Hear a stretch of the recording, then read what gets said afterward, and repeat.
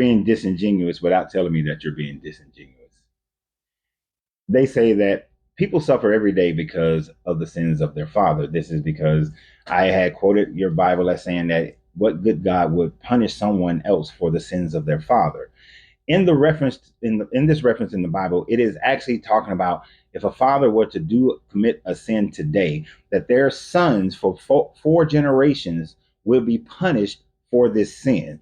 Meaning that if the grandson was not living the same life and was actually being a good Bible worshiper, follower of Yahweh, of El, then they would still be punished for the sins of their father.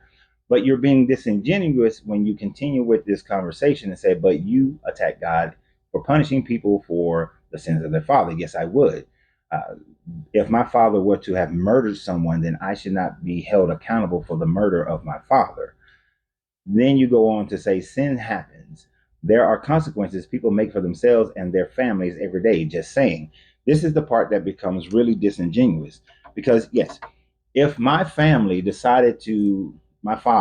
decided that he was going to be in debt to the government, that he was going to be an alcoholic and be violent in the household and those sorts of things, of course, those sins would immediately impact me as I am living in my father's house, and it could cause me to have traumatic issues. It could cause me to follow in his footsteps and be a servant to debt. It could cause me to be a servant to alcohol and to be an abuser. We know that this is possible. But what we also know is that people can make decisions for themselves, because there was decisions that my father made that I was unwilling to make. You see, in my life, my father pursued business and moved to Texas, moved to Florida, and my mother decided she was not going to move. She wanted to stay closer to her family. My father's decisions did not affect me in the same way.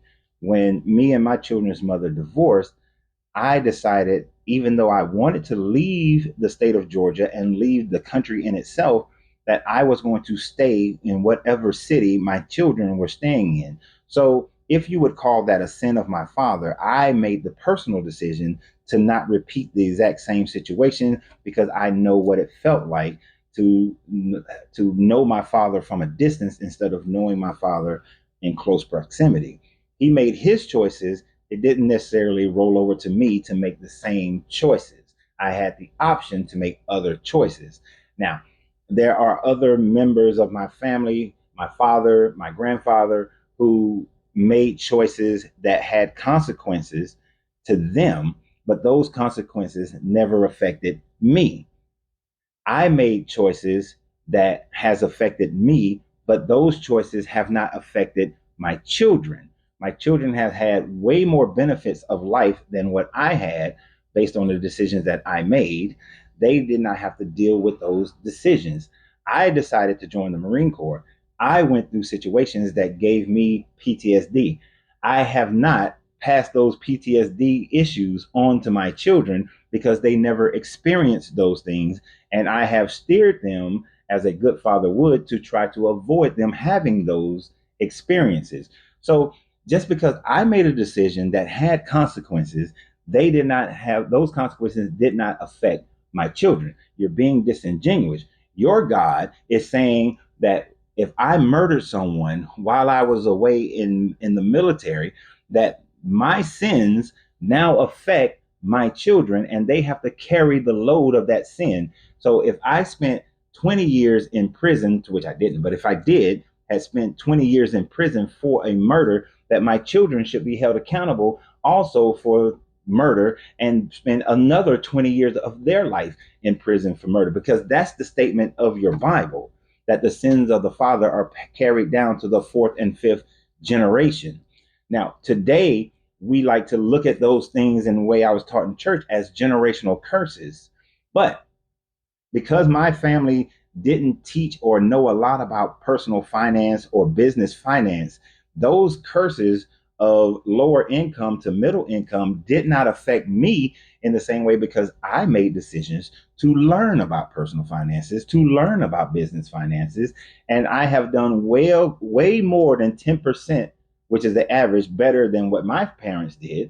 And my children, because they have learned even more about personal finances, when compared to the same state that I was in at their ages, they are 50 to 60% better off than what I was at the same age, because there are no generational curses if you break it by teaching or learning for yourself how to avoid the situations that creates the curse. And that's not a curse, that's learned behavior, is what that is. Learned behavior, conditioning of behavior. I grew up in a Christian family, a very tight Christian family, and I decided to study it. I decided that it didn't make sense. I decided that it was illogical, that it had no factual premises that it could stand on. And because I decided that, I was the first and not the only member of my family to have walked away from Christianity.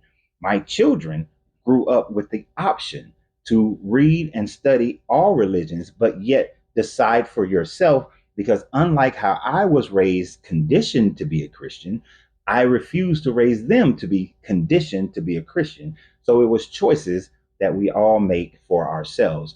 So you're disingenuous, but that's okay, because you have to free yourself to be yourself, because your greatness is non negotiable. Good journey, good vibration.